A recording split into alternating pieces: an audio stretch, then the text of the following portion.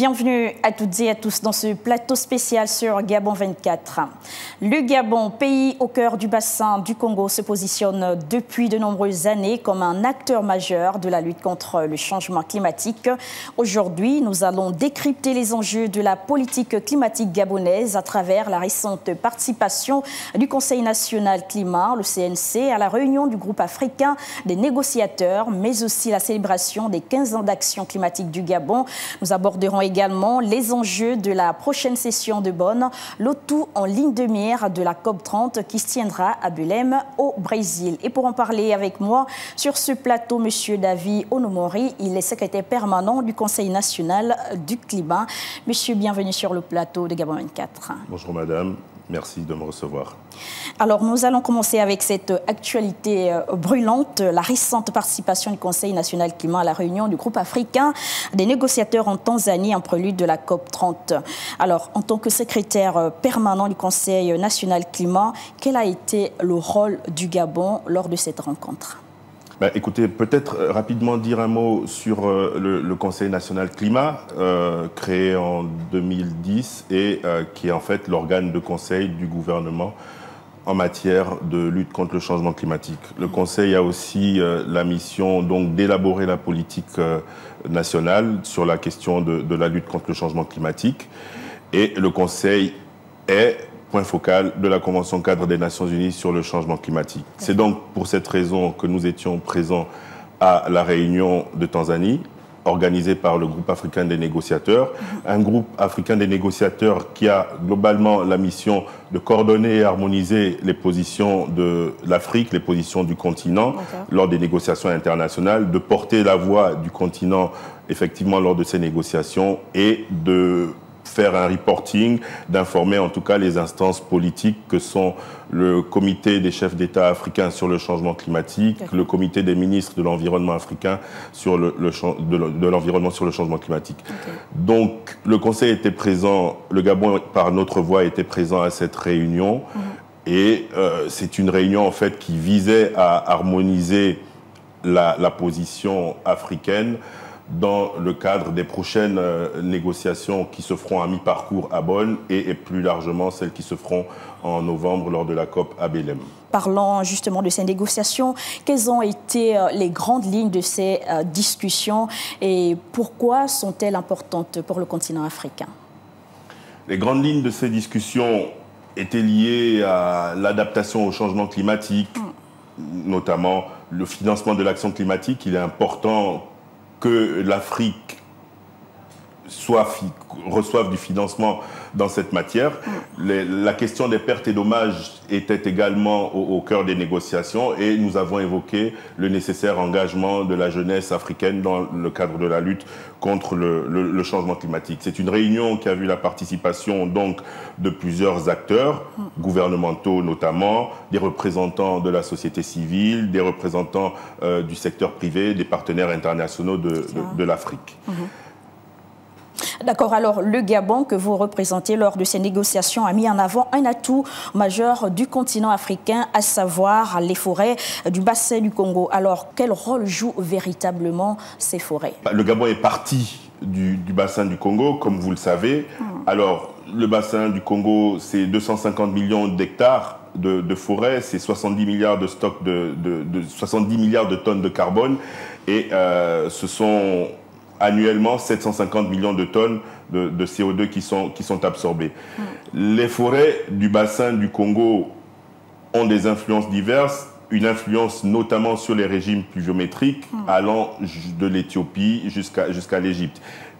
Il faudrait donc reconnaître la place de ces forêts dans la lutte contre le changement climatique, qui n'est pas une menace pour l'Afrique, qui est une menace pour l'humanité entière. D'accord. Alors, mais on se rend compte que malgré cette contribution écologique de ces forêts, l'Afrique reste justement la moins émettrice de gaz à effet de serre, mais reste la plus vulnérable, allais-je dire. Alors, comment la COP30 doit-elle prendre en compte cette réalité ?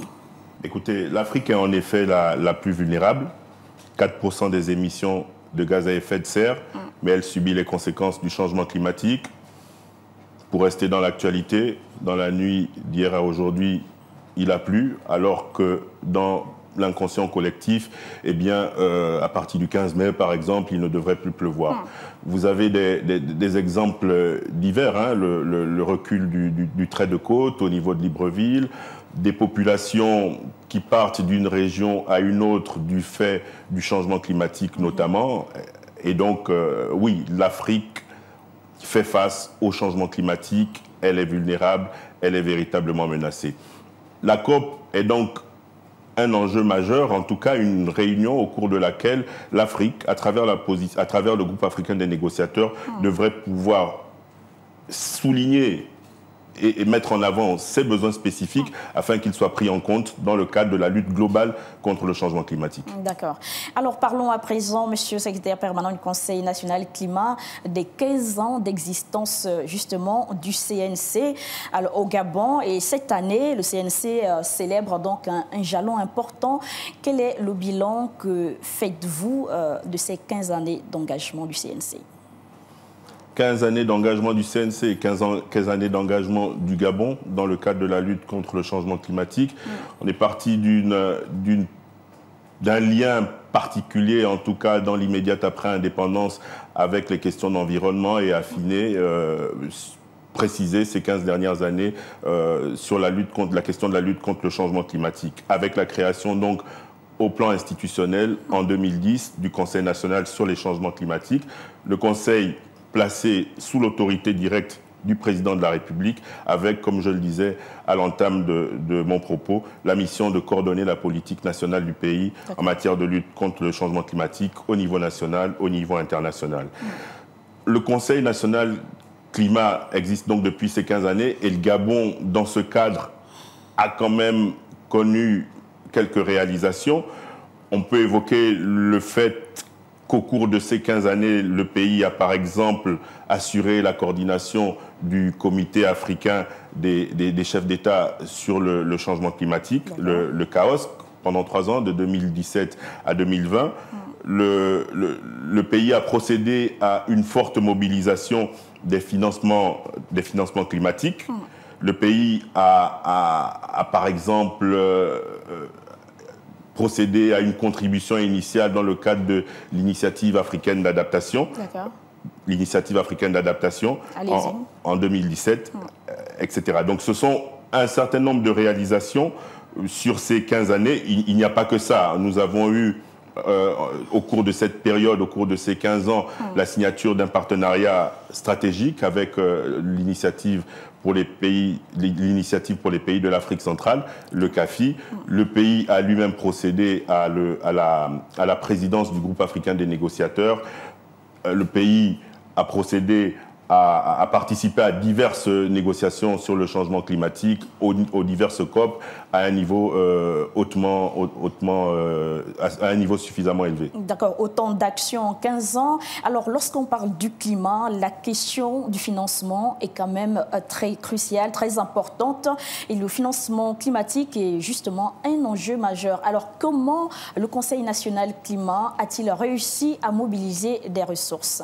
Le Conseil national climat a mobilisé les ressources de diverses manières. J'évoquais tout à l'heure le CAFI avec la signature en 2019 d'un accord de partenariat historique, en tout cas assez stratégique, avec l'initiative pour les forêts de l'Afrique centrale. C'est le meilleur exemple pour nous. 150 millions de dollars américains pour une période de 10 ans. Un partenariat qui permet donc de financer des projets dans des secteurs clés en matière de lutte contre le changement climatique. Ces secteurs sont divers, l'environnement, la protection des forêts, l'agriculture, l'éducation à l'environnement et au changement climatique notamment. Peut-être rajouter aussi qu'en 2021, le Gabon a réceptionné un premier paiement basé sur les résultats qui n'est autre que le résultat de ces efforts de conservation d'un montant de 17 millions de dollars. Il s'agissait donc d'une récompense pour ces efforts de conservation. Divers financements sont également mobilisés dans le cadre du GCF, le Green Climate Fund, le Fonds vert pour le climat, qui a été mis en place pour la lutte contre le changement climatique. D'accord. Alors, au-delà donc de la mobilisation des ressources financières par le CAFI, alors quel est autre domaine dans lequel le CAFI accompagne le Gabon au niveau du CNC? Il s'agit de 3 grands programmes, 9 projets, et je l'ai dit, déclinés autour des questions de protection de l'environnement, de forêt, mais qui touchent également à l'éducation environnementale, l'éducation à la lutte contre le changement climatique. Et quand je parle d'environnement et de forêt, on voit le verdissement urbain, on voit l'extension des parcs, on voit la coordination de l'action climatique notamment. D'accord. Alors, où est le Gabon actuellement lorsqu'on parle justement du développement, de l'opérationnalisation de son système de crédit carbone, et quels sont les défis ou les prochaines étapes majeures? Le Gabon a procédé à l'amélioration de son cadre légal. En 2022, une loi sur le changement climatique a été prise pour veiller globalement pour encadrer globalement le développement de la question du crédit carbone. La loi a été prise en 2022, les textes d'application devraient pouvoir suivre. À côté de cette loi de 2022, ou plutôt parallèlement avec le CAFI, en tout cas dans le cadre de l'accord avec le CAFI, le pays a développé un mécanisme qui pourrait s'apparenter à celui des crédits carbone, mais qui n'en est pas un véritablement. Il s'agit de ce que j'ai évoqué il y a quelques minutes en parlant du paiement basé sur les résultats. C'est donc une récompense pour les efforts du pays en matière de conservation, de préservation de ces forêts, sur base d'accords bilatéraux, sur base d'accords avec des partenaires internationaux, et dans le cadre des premiers paiements basés sur les résultats, nous sommes accompagnés par la Norvège notamment. On parle justement, après ces 15 ans d'années d'action du Conseil national climat, on en est donc là. Justement, une nouvelle étape importante se profile à l'horizon. On parle de la COP30, je l'ai annoncé à l'entame. Il s'agit de la 62e session des organes subsidiaires de la CC-NUCC à Bonn. Alors, quels sont les objectifs du Gabon pour cette session? Il faut déjà rappeler que les sessions de Bonn constituent une session de négociation à mi-parcours, quelques 6 mois avant la COP. Formellement, il s'agit d'épuiser un agenda qui n'a pas nécessairement été épuisé lors de la COP précédente, mais aussi au niveau du groupe, Afrique notamment, et des pays. Il s'agit de se positionner pour préparer la prochaine COP. Le pays, il va donc, bien sûr, au sein du groupe Afrique, pour présenter les spécificités, les besoins particuliers de l'Afrique que j'ai évoqués tantôt. Et le Gabon, lui, naturellement, a sa particularité. Il est question de se vendre, de rencontrer des partenaires et de faire passer le message selon lequel les efforts de conservation ont été faits. Aujourd'hui, nous attendons d'être rétribués pour ces efforts. C'est la position globale du Gabon. D'accord. Alors, on parle de la COP30 à venir, et quel message le Gabon veut-il porter lors de cet événement? Réaffirmer l'engagement du Gabon. Le Gabon compte continuer de jouer son rôle de premier plan en matière de lutte contre le changement climatique en Afrique centrale. Alors, le Gabon, vous l'avez compris à travers le Conseil national climat, démontre une fois de plus son leadership et sa détermination face à l'urgence climatique. Les 15 ans d'action du CNC sont un témoignage de l'engagement du pays et de sa participation active aux prochaines échéances internationales, notamment la SB62 à Bonn, qui prépare le terrain pour la COP30 à Belém, au Brésil, où la voix de l'Afrique et celle du Gabon seront fortes et unies. Et c'est donc la fin de ce plateau spécial sur les questions climatiques. Et pour en parler, je recevais donc M. David Onomori, secrétaire permanent du Conseil national climat. Gabon 24 vous remercie d'être passé sur son plateau. Merci de nous avoir reçus sur votre plateau. Merci aussi à vous, chers téléspectateurs, de nous avoir suivis. Restez en compagnie de nos programmes. À très vite.